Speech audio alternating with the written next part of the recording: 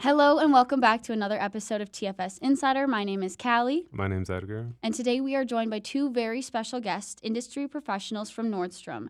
Abby and Henry are not only here on the podcast with us today, but are also here for the 2024 fashion show as guest designers.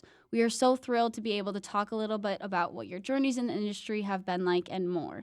So could we start by having you both introduce yourselves and talk maybe a little bit about what each of your positions in the professional industry are?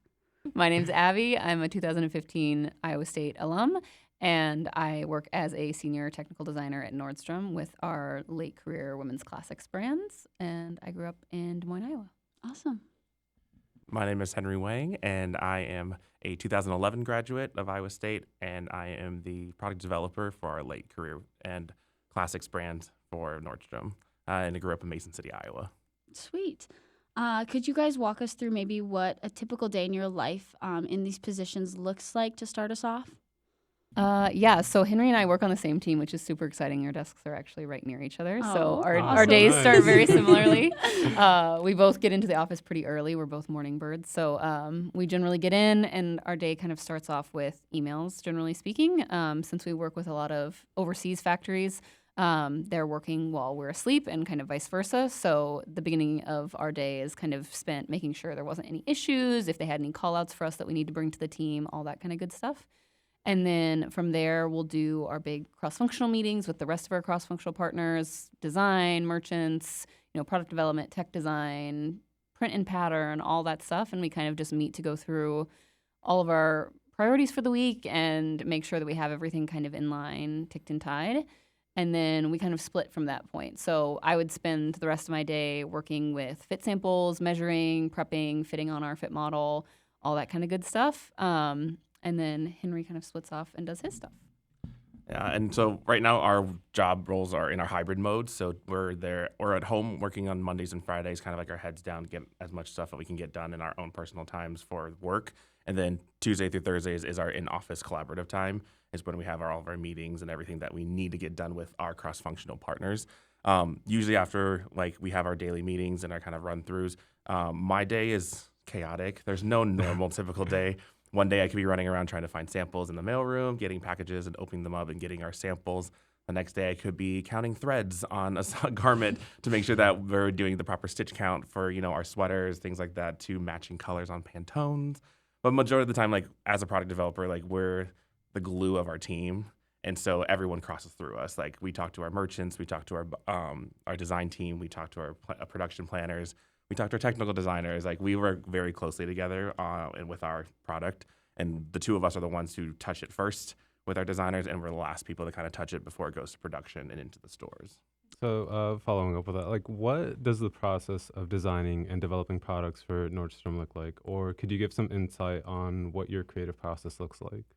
Yeah, we work with multiple designers in different categories. We have a designer for knits, we have a designer for wovens, we have a designer for dresses, we have a designer for sweaters, or vice versa. Some can be both categories.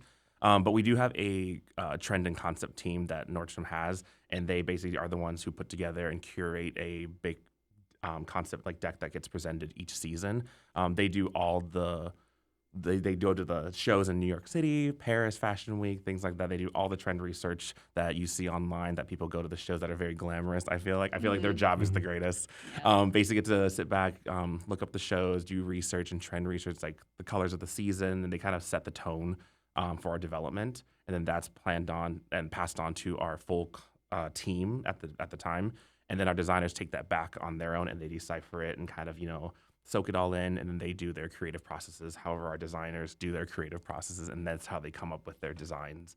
And then we basically help make those designs come to life. Mm-hmm. Yeah, they'll give us kind of their sketches once they've come up with the styles for the season, and then we meet all together kind of as a trio with design, product development, and tech design, and we kind of take those sketches from them and figure out how we're going to make it, what trims do we need to use, what factories are they going to be allocated to, how does the fit going to be, what construction are we going to use, all that kind of good stuff. And then we start iterating and getting samples from there. Sweet. So this kind of probably has a little bit more to do with concept then, but how do you approach incorporating current fashion trends into your designs, or how important are current fashion trends in the industry when it comes to working with Nordstrom and putting stuff out for Nordstrom? I feel like with that is our design directors kind of are the main source that our designers follow. Like they kind of lead the team into what trends they want to focus on, and they basically are the ones that kind of are the liaison between our vice president of design, and they kind of have their leadership meetings kind of going over what do we want to focus on for the brands. Like each brand, kind of has their own demographic. And so when they do these trend decks, they make sure that there's a trend deck for each brand because they're going to be tailored to each of their own customer base, aesthetic, details like that. So from there, there's items that they want to focus on that they make sure that their line is cohesive between all categories, like making sure, our woven pieces line up with how our knit pieces look, as well as our sweaters. Are they going to complement each other? And at that point, they also pull out key looks of the season where you're making all these garments, but you have to make sure they look like a cohesive collection when they're worn together, because you're not just going to wear all your woven pieces together. You're going to want to wear a sweater layered over a poplin shirt or with a dress or a skirt, things like that. They have to think about the whole entire garment and how the person's wearing these things. And then they kind of build a collection out that way and talk about pieces that they want to develop. And then we also get kind of a direction from our merchants with sales and buys. They know what they've sold in the past year. And then they kind of are influenced by the trends of the season, saying, oh, our customer loves these short sleeve dresses in the spring.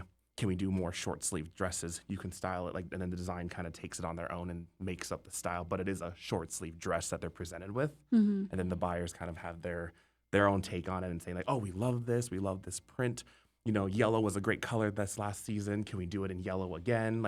They take their learnings from their sales reports and customer feedback, and that kind of gets filtered back into our design team, and that's kind of how it influences their design and concepting and everything.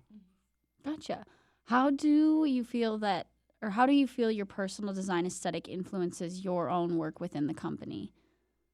Are you able to express some of your personal design aesthetic as well, I guess? I would say between the two of us, we're not in the space necessarily where we're interjecting design stuff necessarily, but our team is very collaborative. And so when we do have that meeting where design is handing us the sketches and kind of giving us their ideas for those styles, we are able to kind of recommend how we think that would best be executed. Or, for example, if I'm doing a woven dress, do we need a button placket? Do we need a zipper? How is she going to get in and out of it? Those kind of things. And so we can help kind of influence the designs in those ways, but it's a little bit more of a soft touch, I would say, than if we were in the creative design realm. Yeah, I kind of agree with that one. We are more for product development, I do more of the sourcing, sometimes with fabrication. My designers look for qualities that they want and they like with our sourcing, our yarn and material sourcing team. But then it kind of comes back and we'll be like, hey, I really want this look of a very chunky, thick, cozy sweater, but I don't want that weight. And it's kind of our job to kind of figure out how we engineer it or how we can use that yarn and try to make it look like a very chunky, lofty, but it's very, very, very lightweight, but it just has that appearance of it being super heavy. And then it's something that it's more of a inviting thing when customers come to the store and you see it online versus you see it in person, you get completely two different feelings. Yeah. Yeah, I said this earlier when we were talking at behind the scenes day, but our jobs I like to describe as clothing engineers. It's more the technical, nitty gritty, small details that kind of go into it that make it structurally sound. So we work with a great creative design team, but then we're able to kind of take that and build it out from the ground up. Awesome. So with the next question, is there any particular categories or garments that you favor or prefer to work on? Yeah, so it's a great question for us. Henry and I are both sweater experts, so we are in that world day in, day out. We love that. I mean, stitches, yarns, all that kind of stuff. We are in it. And that's, I think, definitely where both of our hearts lie. I won't speak for you, but I think I can kind of a little bit. We work on the same team, and we work collaboratively almost every single day. And I think sweaters is just so interesting and different because it's a different beast in all its own when it comes to development. Because when it comes to cut and sew fabrics for knits and wovens, you have a roll of fabric, and then you create patterned pieces, and it kind of all comes together and into one garment. But with sweaters, you don't have fabric to choose from. You get a spool of yarn and then a machine or a hand loom or something that gets knitted together, and the way you knit it, the way you spin the yarn, there's endless possibilities on what you can do with yarn. And it's basically you're creating your own fabric and you're creating your own material. And I think that's the beauty of it is you can create so much with like so little like materials, like yarn. It's like itself. It's like I think of back in the day, you think, oh, knitting, like, oh, your grandma like knitting or crocheting like a little scarf or anything. Think of it like that way, but in machine and up like large scale. You make full garments. You can make a full head to toe like long maxi dress and sweater if you want, like different things like that. And these like engineers at our factories, like this, we call them seafoods, like they can create anything like with these machines. It's all digitally like inputted into a computer system, and it's like you basically have machines that are knitting these panels so quickly with all these little tiny needles. And it's just so fascinating, like seeing how it like comes out, and that's why I was like, sweater is like a passion, like of both of ours. Yeah, the options are virtually endless. Yeah. It sounds like that's awesome. There are some limitations within our You know, realm. knitting bed width limitations, things Yes, like like that. But, you know, sizing and all that stuff. But other than that, it's like you can dream. If you can dream it, like most majority of the time, you can probably achieve it in some way, find a way, or a yeah. tweaked way. Yeah. With that said, what criteria is considered when you're curating your selection of designs and designer items? In our corporate world, I think it's probably kind of dictated a little bit with our merch and our sales team. They kind of are budgeted for the season on how many units and how many styles they want to inject into their collection and their season that they're buying, because our buyers also buy for other brands. Since we work on our Nordstrom kind of like main private labels, like that our Nordstrom made product, our MPG, and they also buy for other brands that we sell in the store. Like if they buy for Free People, they buy for Vince. And so in the sense, they also have to consider that they're getting garments purchased from other brands, and they don't want to have a crossover overlap where they're competing with each other. So what we pitch to them, they look at our stuff and it kind of curates how they purchase as well. Like they're not wanting to buy the same items that we carry, and they also want to buy the same items at Vince, because then that would be I feel like that would be counterproductive. But I think our merchandising team usually kind of sets the line plan for the season and says, hey, this season we need X number of woven dresses, X number of woven tops. We need knit T-shirts, knit basics, a number of core pieces that we want to keep repeating or reinvent or redevelop. Also items that we want to inject as fashion pop pieces, like new trends, new ideas, which also comes from the concept deck. You know, maybe not exactly them dealing with what design, like how to design, like the designers will take care of that, but they'll say, hey, we do want fashion pieces. Like, you know, we have room for X number of dollars to buy so many fashion pieces in this collection next to our core pieces. And they should all be able to work like within each other. Yeah, it's kind of like a matching game almost, where like they'll give you the list of like their wish list almost, and then our designers will kind of work into that and kind of try to fill the holes as best they can while still remaining true to like the design intent for the season. So it's really cool to see it all come together. With the next question, obviously, as designers, you're obviously like presenting projects and products. So how do you handle criticism or feedback when it comes to presenting designs or concepts? I think it's always a really iterative process doing what we do, you know, and there's going to be styles where we might have to get 3 to 4 samples to get it right. And our team is really good about like, if you see a problem, like call it out and let's all brainstorm how we want to fix it together. I would say we have a lack of divas on our team, which is pretty nice. So when there is an issue, it's like, okay, we have this issue, like hindsight, how could we have fixed it maybe from the beginning, but also going forward, how are we going to fix it now?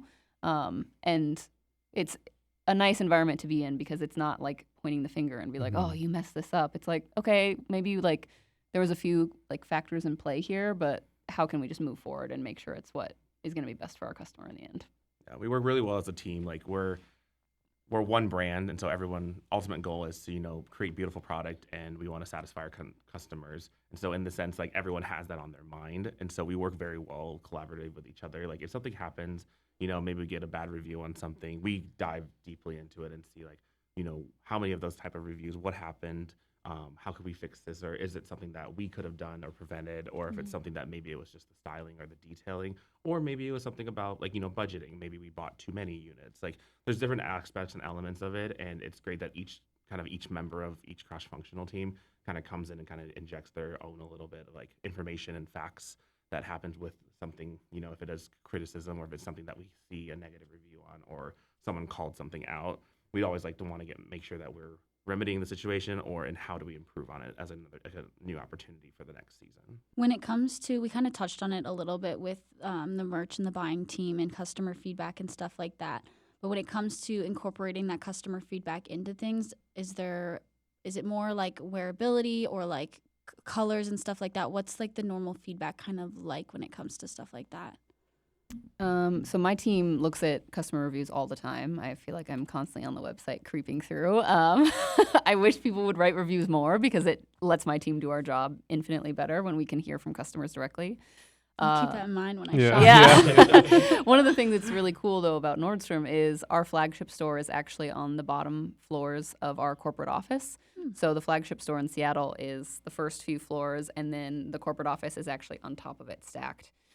So we can go down to the floor, we can see kind of customers shopping and be able to like get a little bit of information there and, you know, interact with them on a much closer level than you can with a lot of other companies. But yeah, looking at those reviews is always great. I always look through and I like sort from worst to best. That's the way I do it, which is like kind of a glass half empty sort of way to do it. But it tells me, you know, my priorities for, you know, maybe the next season where it's like, okay, we really struggled with, you know, this specific category. What was she calling out or what was he calling out consistently? And then that's something that I can take away to my team and say, okay, we really need to work on our, you know, patterning or our construction on this specific type of garment. Like, what are the ways that we think we can up level that and make something better for our customer? And that's something that I go over with my team weekly in our team touch bases is what our reviews are looking like and what we're hearing from the customer. Because at Nordstrom, the customer is like the center of all we do. So it's really important to us to have that like top of mind all the time. Yeah. And usually with like qualities, like loving reading reviews, you know, most people are like, oh, that's so fabric is so soft. Like we love hearing those type of compliments and those like kind of reviews. And it's like it's something that's like, oh, the yarn is scratchy. Then we kind of look back at it and be like, oh, how can we finish it a little bit differently? Do we want to still use the same yarn for next season?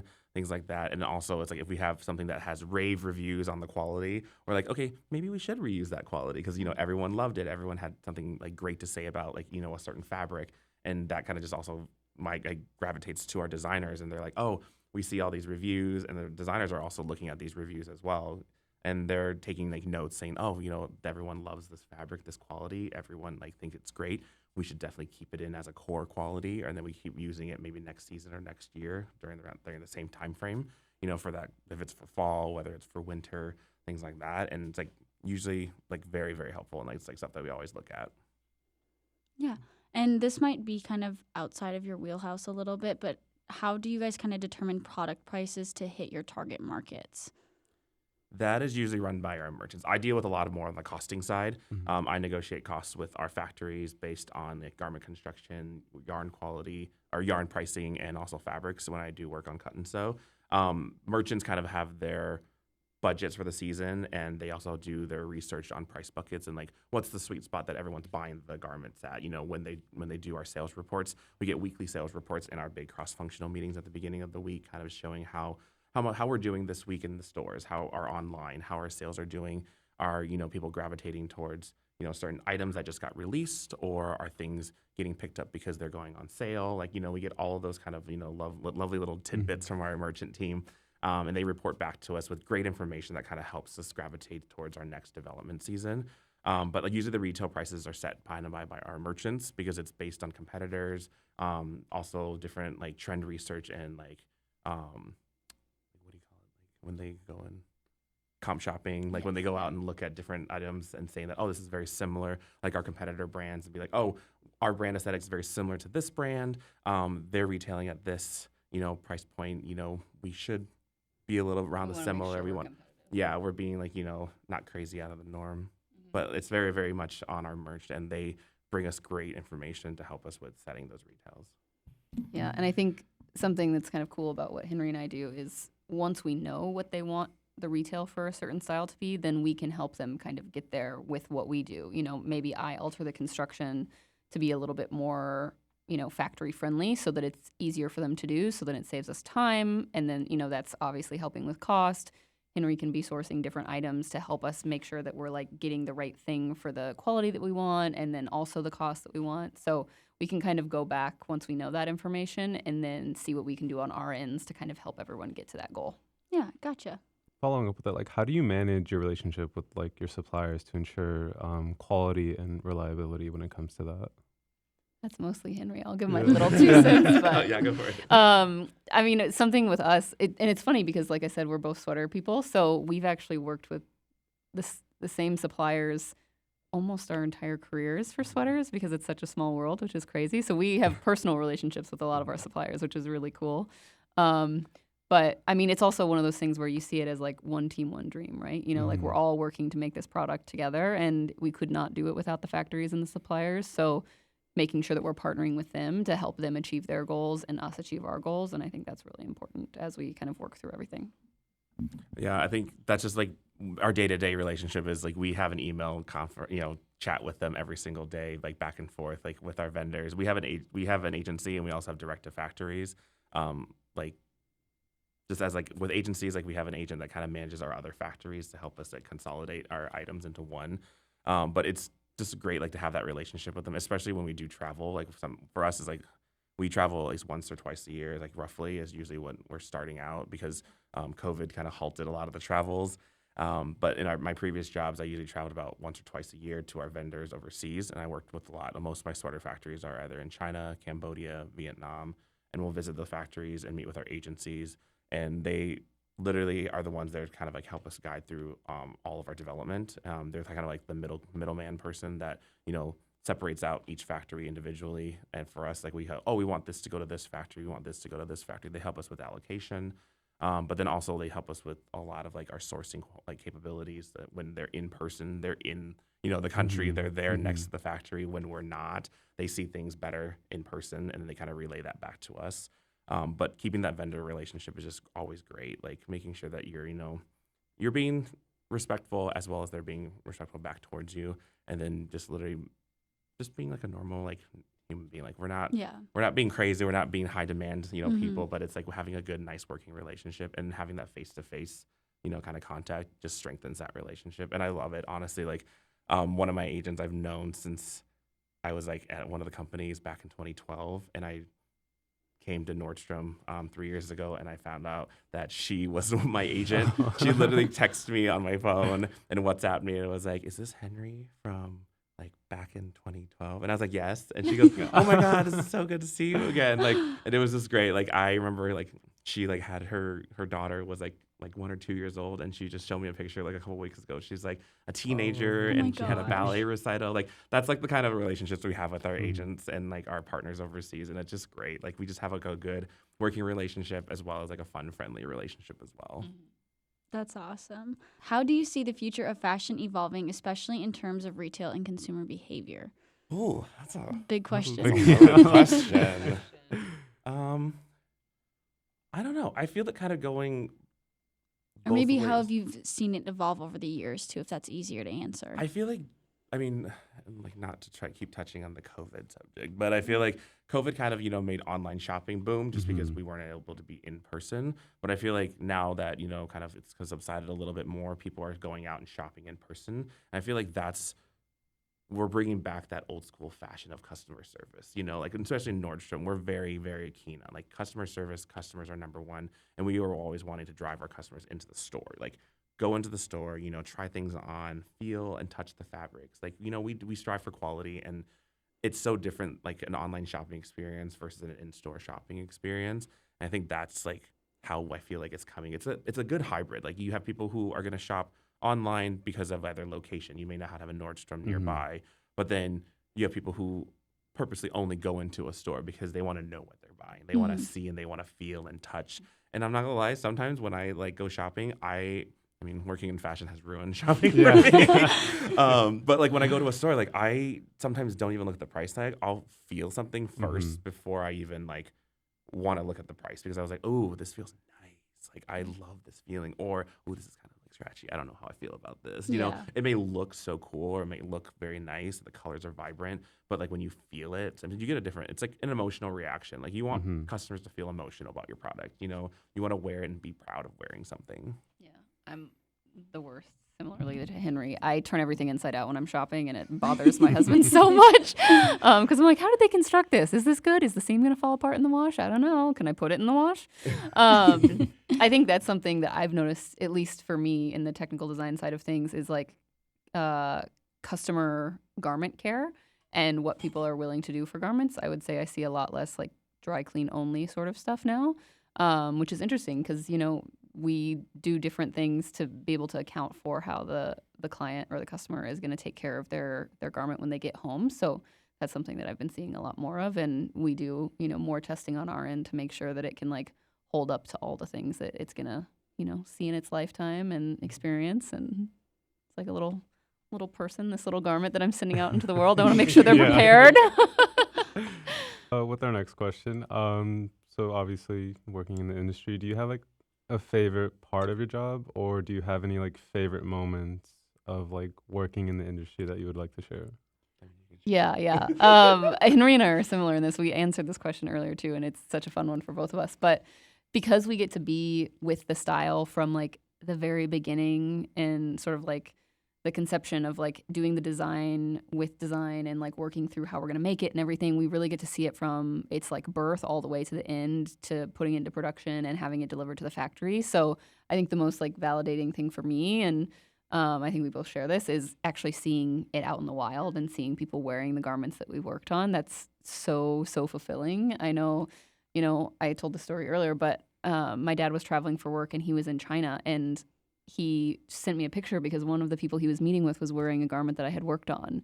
And he was like, how cool. It's like global and these people are wearing something that you worked on, and how great is that? And I was like, oh my gosh, that's amazing. Like, it was just, that's like such a warm fuzzy for me. And to see, like these garments out in the world, in real people's real lives is just, that's such a cool thing to be able to affect that many people. Fulfilling. Yeah.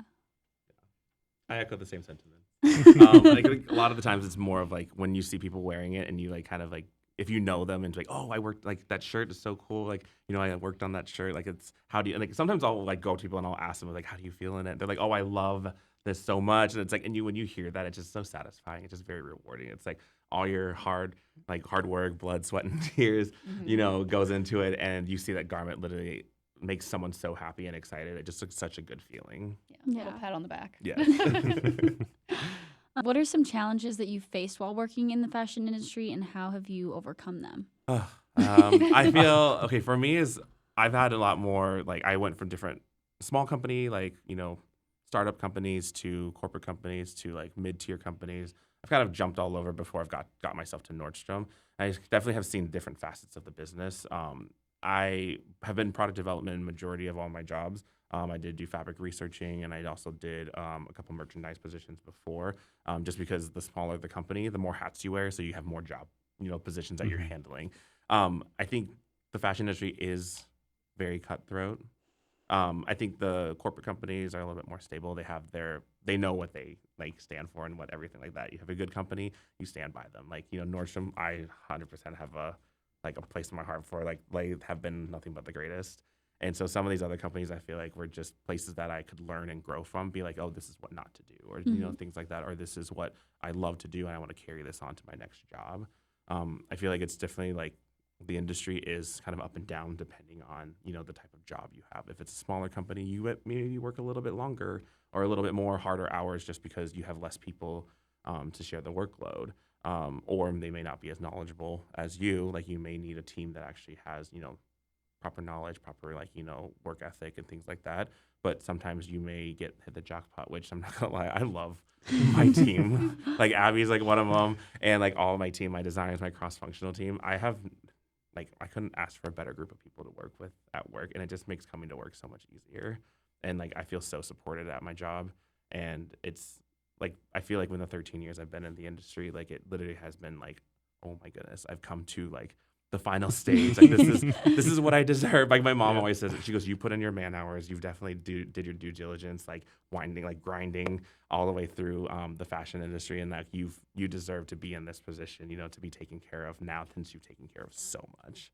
And I cherish it. I love my job. That's incredible. I would say yes, everything Henry said, absolutely. But I would say the thing that came to mind when you asked that question was actually, to me, it's like the different processes that every company uses. So that's something that as people are in the industry, you kind of figure out pretty quickly where, the way that one company does something or the systems that they use, the programs that they use can be vastly different from what another company will use. So sometimes that transition can be really hard to like navigate when you're going from one job to the next and you're like, oh my goodness. Like I remember I worked at a company where they did all their tech packs in Excel and they didn't have any sort of like PLM system that we use at Nordstrom. And I remember we had a contractor that was working with us and she saved her tech packs to her desktop. And when she left, we like couldn't access them because there was no like central database. And so we were like, how do we handle this? What do we do? So things like that. It's just like, at different companies, it's different challenges. But that I think has been something that like kind of is a thread throughout my career that I've noticed is like those sort of processes and, programs having to jump company to company. It's always like a little bit of a transition, a little bit of like an uphill climb to figure out what the new one is and like, can I improve upon it? Like, does this feel like a really good one? Like, I feel like really blessed right now. We have a really built out PLM system. So it's like, oh yes, all my stuff in one place. This is great. Source of truth. Source of truth. But yeah, that's been kind of an interesting one that I wasn't expecting when I was in school to have to like manage, but have had to manage a few times. Through all of these trials and tribulations, how have you stayed motivated and inspired throughout everything? Well, I think it comes back to just like making good product and then seeing people appreciate it. Like that motivates me so much. Like I don't really need, and we're not designers, right? So we work on the product, but it's not necessarily like coming our brainchild necessarily from the origination, but it's really cool to then see the stuff that we work on and have like people appreciate it. And that's really fulfilling to me. I don't necessarily need the credit for the style that's out, but when I do see something I worked on, it's like, just a warm, fuzzy kind of. Yeah. I think it's more like a passion for, the work that you put forward. Like, I always pride myself in wanting to work for a brand that I stand by, either something that I would wear or something that, a great like aspect of the company that I love and stand by, like us, like for Nordstrom is, customer number one, customer care, customer service, and then also great quality and like, great quality products. And for me, it's like I dabble in fashion of both, male fashion, female fashion. Like I've like worn skirts to work, dresses, things like that. And I like love it. Like product that we do, it's like you want to like work for a place that you're passionate about the product. Like you would wear it yourself, like things that you just like you work on, and it's like something that you just like feel good about. And like our designers literally are like probably the most passionate people that I've ever like worked with. They believe in the product. They love it so much that they will like sell you on that product. And so it's like when they have something that's hitting the stores, they'll run around and be like, oh my God, the skirt you guys were talking about, you saw this in the meeting. It's finally in stores now. Go buy it. Go buy it. Like there's 3 colors, run. Yes. And like there's like been like there's one of the skirts I think one of my women's designers she designed, and I was like, oh, I 100% will wear that with like a sweatshirt, a hoodie, and like sneakers. And like the next day she goes, it's on sale now, and like I think 4 of us bought it in that same week, and then one day we all wore it to the office. But it's great to see like all 4 of our styles and how we styled it differently. So like things like that, just like fun and making like fashion fun. Like granted we work in a corporate office, but we always try to like make something as good and positive out of anything. Like it's so much. I honestly like it's just the energy in our office is great. Like our team, like hands down, like they're always very supportive of each other. I love to hear it. That's awesome. You guys touched on this a little bit earlier, but not only are these 2 successful professionals, but they are both Iowa State alum, making this even more special for us to have them here today. So, as Iowa State alum, how does it feel to be back on campus? It's kind of weird, like crazy. So much has changed, but also so much hasn't. Like all the things that we had here, like buildings and like some of the like I think the resource labs and like things like that are still here. Like I remember when we walked through like McKay and LeBaron, and I was like, oh my God, this is the old computer lab that I did my projects in, or this was like one of my sketching rooms. So it's like great to see that, but then also seeing all the new buildings, the new like relocation of things. I know there's different projects that are happening about with the buildings that we were told about, and just seeing like where things have moved, and also the new like rooms and like all the new resources that you guys have now that we didn't have when we were in school is insane. Like even like this like whole setup, like we never had this when we were in school. Like even just like stuff that like having more access to as well, even with like the program as well. Like it was so like finite, like they're like definite on like what vein you had to go through. But now there's so many opportunities, like other facets of fashion that you guys have focuses in now, which I think is great. Like we didn't have that, or at least I didn't have that when I was in school. And so it's just like seeing the different parts of fashion come to life, like knowing that, there's more than just design and business when it comes to fashion is absolutely great. It's been really funny because I, as a senior in high school, actually came to Henry's behind the scenes day when he was a senior. Oh my So gosh. this trip has been like truly so full circle. It like baby Abby at 16, 17 came to behind the scenes day, saw the show that Henry was putting on as a director, producer, and was like, yes, this is the program I want to be at, and I want to go to Iowa State. And so now it's been really cool to come back and be able to come back with Henry and see everything. And I would echo a lot of what Henry said. I spent a lot of time in the digital printing lab when I was at school, and even seeing the new digital printer, I was like, holy heck, this is amazing. So yeah, it's just been really cool to see the resources that you guys have, and a lot of the stuff that has stayed the same, even just around the campus, around town. Seeing all the old haunts, and it's been really cool. I've enjoyed it. Walked down memory lane. I haven't been back since the day I graduated, so this has been like really, really cool. It's been a hot minute since I've been back as well. Yeah. Crazy feelings. So kind of going along that, was there anything that you were like really excited or like really something you wanted to do like while visiting Ames? And Food. I was gonna say, other than go to Estos. I think just we've kind of gotten into we have to thank Sadie and Megan for taking us to like our favorite food places. Like Great Plains Pizza was definitely one that we were like we have to hit up. Hers was Azteca. Like we're definitely getting Mexican food later, but just it's just very nostalgic because we both live in Pacific Northwest. Like when we were on the West Coast, because I moved to LA after graduation and she lived in San Francisco, and so we miss the Midwest like a lot because we grew up here, and so those little things are very nostalgic. And so when we came back, we even literally said the first thing's what food places are we going to? We got scotcheroos as a dessert for one of the lunches, and I was like, oh my gosh, we don't have these where we live. No one knows what they are. It's the smallest detail, but so exciting. And people don't know what scotcheroos are, and we're just like, oh, it's just very comforting. Yeah, it's like putting on like an old sweatshirt that you've had for 10 years, and just it's so warm and cozy. We got to tour for sorority and fraternity houses, which was so cool. We were both in Greek life. That was really fun just to see, the places where we lived and what it looks like now. Seeing my and old stuff like that. was. Oh yeah, She we took found photos. our pictures from when we were back in. Oh my gosh, babies! I know, but no, was it's so great. fun. It's just even seeing I had a very giddy moment last night when I was talking to one of the current members in my old fraternity, and just the progression that our fraternity has taken, even from when I was a leader in my fraternity. We at that point were just back on campus, so we were a small house. And now it's one of the largest houses on campus. And I was a Phi Psi back in 2008, 2009. And then now it's a giant house. And just even the way the guys carry themselves, it's impeccable. I love it. I'm very proud to be a Phi Psi, and just how the house has grown. And one of our leaders in the house, one of the board members, he even said, he goes, you guys walked so the guys here could run. You guys set the pace because you guys rebuilt the chapter. And it's a love, and then I was like, oh, we did that. And I think that that honestly, that same feeling carries over to the apparel program here.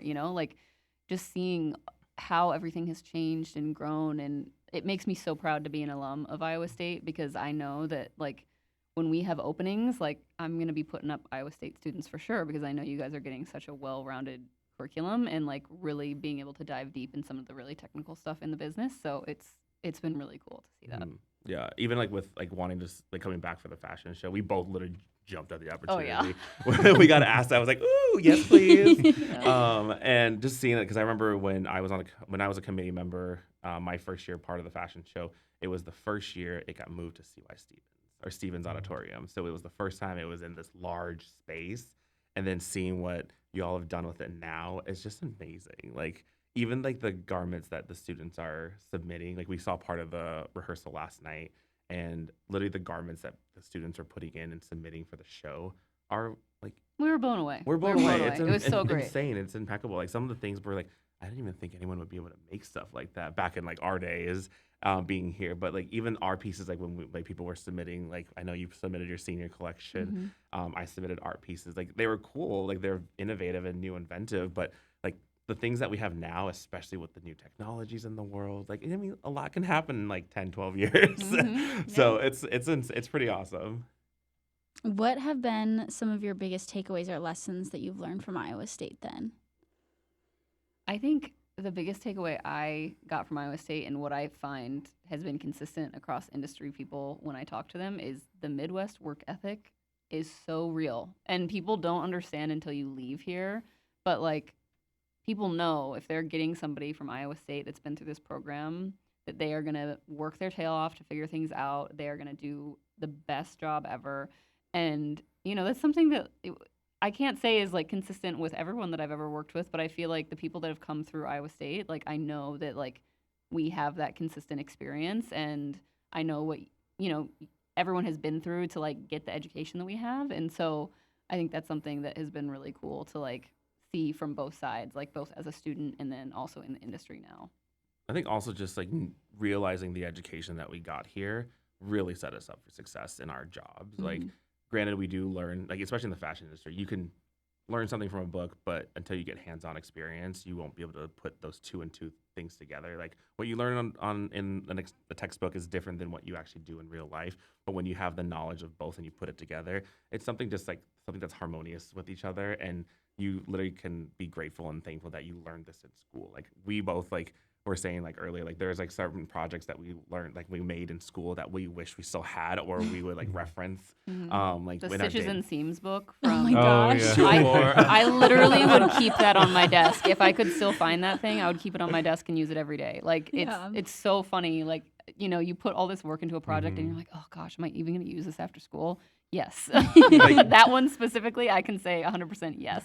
And it's like I feel like I can wholeheartedly say that we use our degrees and in our jobs, in our careers. Like a lot of times people who go through school, they later in life are like, well, I went to school for this, but I'm not even doing that, you know. And I feel we're very fortunate enough that we did go through school and have the proper degrees for our jobs, and that it literally is like, it feels rewarding like that, you know, we're actually using the knowledge that we learned from our degrees and in our daily like work life. And it's just sometimes it's crazy. I'm sitting there going, I was like, as much as it pained me to do that project, I'm so glad I did. It comes in handy. Yeah. So kind of going alongside the like Stitches and Seams book, was there like any courses that you just remember being your absolute favorite while like being here at Iowa State? Yes. Oh my God, my favorite class, 20th. I don't know if we still have it. 20th century fashion or 21st century fashion. It was taught by Dr. Marchetti back in the day. Yep. And I remember it was kind of like a learning about fashion through history. Mm-hmm. And then at the end, we were able to do a project of our own. Most people did, because a lot of them, I think, were fashion journalism or anything. So they made their own magazine, like a magazine spread of like a mini Vogue or something like that. And I was also at the time studying design in the College of Design.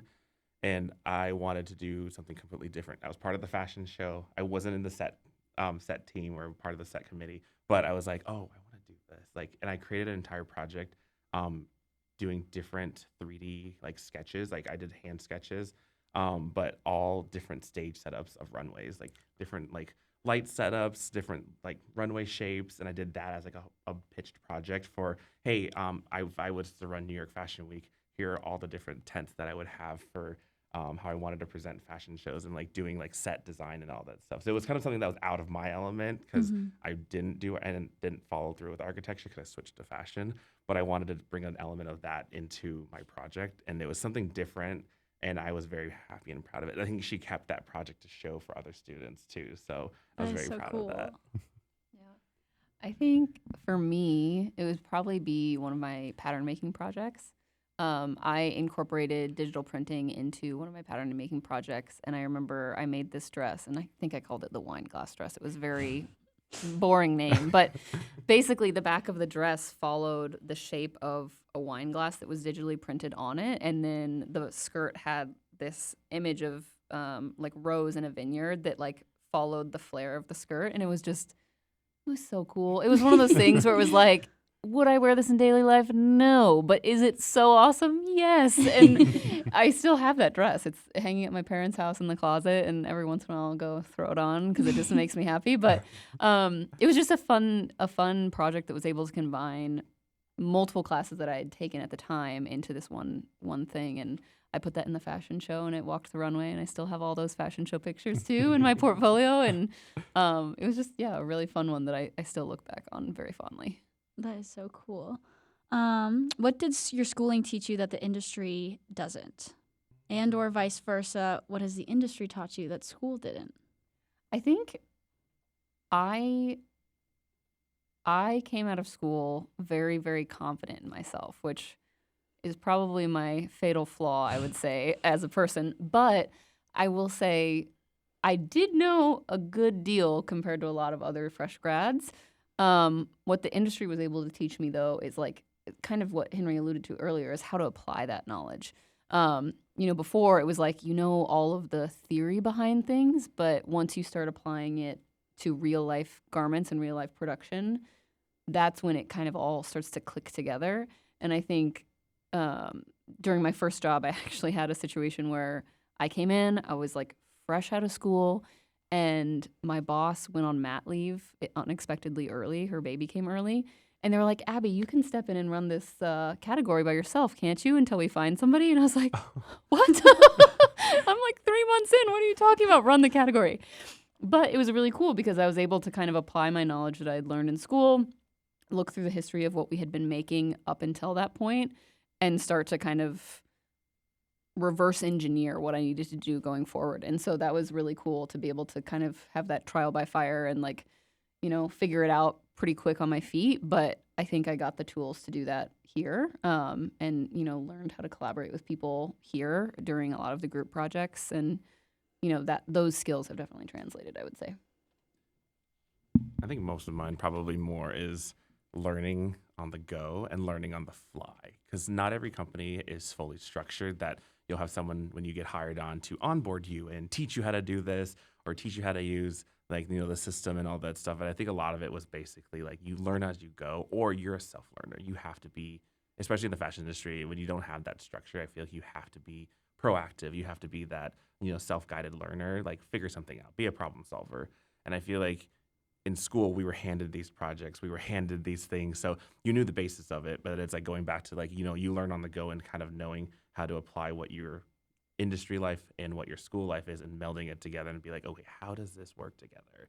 I have a good background on, this is how I think it should think it should go, or how I should be working this way. But then someone will come back and be like, that's wrong. You need to do it this way. And I was like, okay, all right. Well, I was wrong about that one. So in theory, I thought of something and then my theory didn't pan out. But then that's how you learn. Mm-hmm. They also know, when they hire you, they know that you either have very little or you only have internship experience.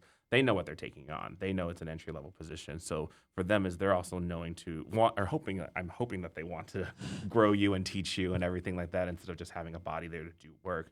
But I know I'm grateful for all the experiences that I have in every company that I've been at. I felt like I have connected with at least one person in each of the company that I worked at that kind of helped me grow as, as someone as a product developer or as a sourcing, manager, or raw materials, like sourcing, things like that. And I think I've learned so much in each of my jobs because I felt like I wore so many hats that I got a more well-rounded visual, wealth of knowledge from the industry, just because seeing my bosses having to do so many different things, and then me having to go in and help assist in doing some of these projects, even though it's out of my wheelhouse or not part of what I do. Just seeing how they do their work and how they handle certain situations kind of gives me insight on how I should carry myself or how I should do certain projects a certain way. The last question, do you have any advice that you would give to aspiring fashion students, especially those who are graduating or recently graduated? Be as creative as you can. Literally, be true to yourself, but also don't lose that creative flair just because you're at a job and you have to do something a certain way. I still have projects that I do on the side that are my own. I love painting. All the paintings in my apartment are done by me. I need a creative outlet at some point. But I feel like, have an open mind, because sometimes coming out of school, you're like, oh yeah, I can do this. I know how to do this.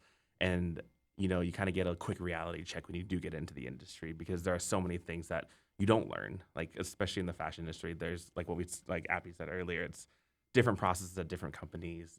Certain processes you may not even have learned in classes. They're maybe so different because maybe it's a new way of doing, or it's a very old way of doing something and they haven't updated or upgraded. So little things like that, it's like guessing and checking, but always be willing to learn. Like I think she uses it earlier, and it's like be a sponge, like learn, like always take in new like things, like, and also like you're gonna get credit. Like there's gonna be criticism. There's gonna be times where people tell you like you did something maybe incorrectly or wrong. Like don't take it too like hard and just learn from it. It's like it's a growth opportunity. You're still young. You're still out there, especially in your first few years. There will be times of rejection. Like I think I applied for well over like 50 some jobs at some point, and I maybe heard back from like one or two right after graduation. But it's that. It's also knowing how to market yourself. Like especially in the fashion, it's like who's who. Like who do you know? Sometimes, especially in like in LA, it was very much like who did you know? Like oh hey, so and so has an opening. Can you give me a good recommendation or can you refer me? Like it's literally like making those industry connections. Like we may have so many designers, so many companies, but the fashion industry still is pretty small. Like especially in like one city, you may know different people from different companies, but I feel like you just have to like keep going forward. Like be passionate about your interests and your love and your creativity. Just keep it going. I think the advice that I always give people that is kind of funny and that they're not expecting is to know what kind of lifestyle you want to have outside of your job. That's I think the cardinal mistake I see people make is applying for all these jobs and then realizing 6 months in, wait a minute, this is not what I wanted. Or like, wait a minute, I don't even like this city. Why am I applying for all these jobs here? Or it's just, what kind of work-life balance do you want to have? Do you want to work at like a small design house where you get to wear a lot of hats, but you might put in longer hours? Do you want to work something more corporate that maybe feels more stable but is less creative? Like it really depends on like how your brain works and what you're excited for once you get out. But I think kind of being self-aware and utilizing that awareness to then focus your applications and focus what you're searching for will really help you be more effective and more efficient as you're job searching. If you are, scatter blasting things like everywhere, nowhere, and it's going to be really tough to like kind of plan and, figure out your career path. So if you can start to kind of identify within yourself, like, okay, I think I kind of want this, or this is maybe what I'm curious about. I'd love to learn more about that. I think that always helps in interviews. And I think it allows you to interview a little bit more effectively because you're not just like, yeah, I want a job in fashion. So yeah. Awesome. Well, that is all we have for you today. Thank you so much for coming on our show and giving us some incredible insight into both your lives, the industry, and obviously some great advice. We are so excited to see you at the show tomorrow. So thank you all for tuning into this episode of TFS Insider. I'm Callie. I'm Edgar. Henry. And Abby. And we will see you next time.